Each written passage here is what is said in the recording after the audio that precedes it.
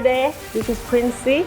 Welcome to Africa4Nuclear, a platform that takes you through the evolution of energy and how nuclear energy and its range of applications have become a driving force that can impact life all across Africa.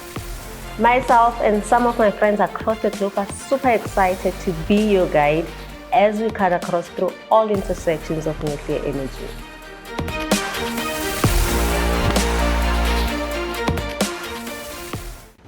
What is energy?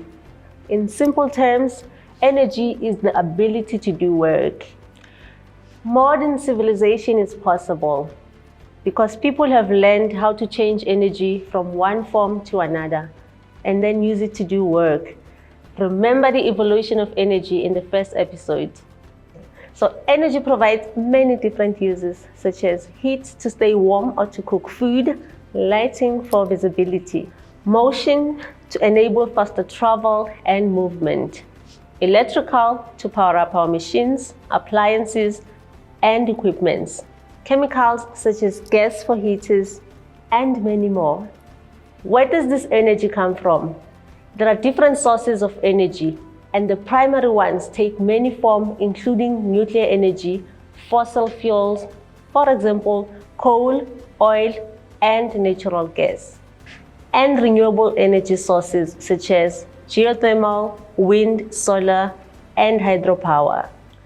Fossil fuels such as coal, oil, and natural gas have been powering the economies for over 150 years and currently supply over 80% of the world's energy.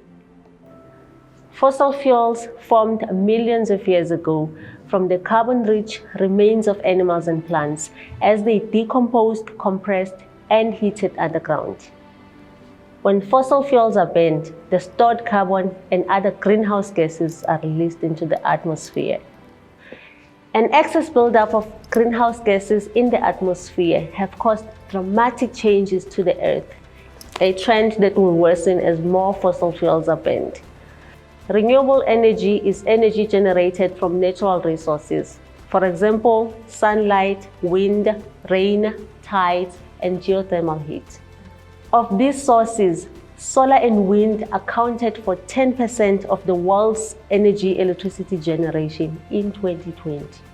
However, these sources are highly intermittent as they are dependent on weather conditions. Hydropower currently contributes about 20% of the world's global electricity supply, second to fossil fuels. Nuclear energy is largely obtained from uranium as a source of energy. Nuclear has been a key low-carbon energy source for over 60 years. With around 440 reactors in operation across 30 different countries, nuclear has accounted for 10% of the world's electricity production at the end of 2019. It is the second largest global source of low-carbon energy after hydropower. We can see that there are many different forms of energy out there, but every country has its own dominant energy source.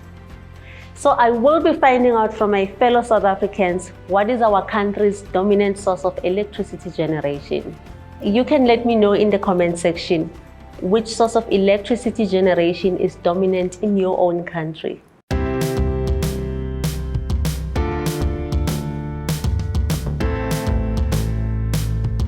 I mostly think electricity comes from coal. Most of South Africa's electricity is generated by coal. And it's about 77% in our energy mix.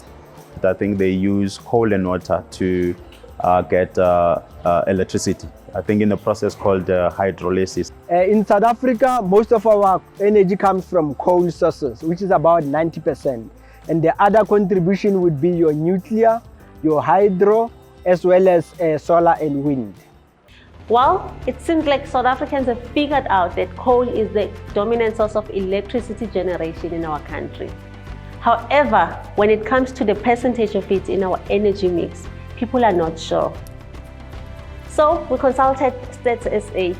According to their 2016 research, coal accounts for 85.7% of South Africa's source of energy generation for electricity.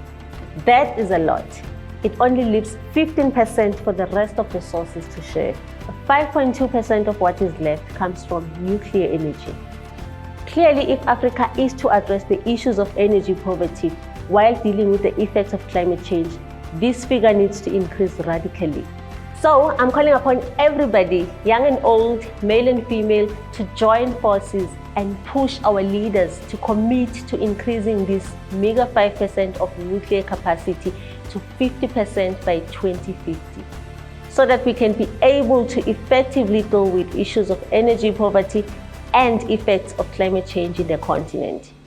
So, our next episode will look at nuclear energy and other sources of energy and how all these are impacting our socio-economic landscape.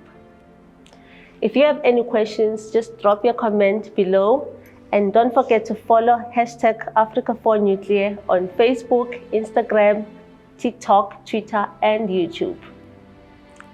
Until next time, kwaheri.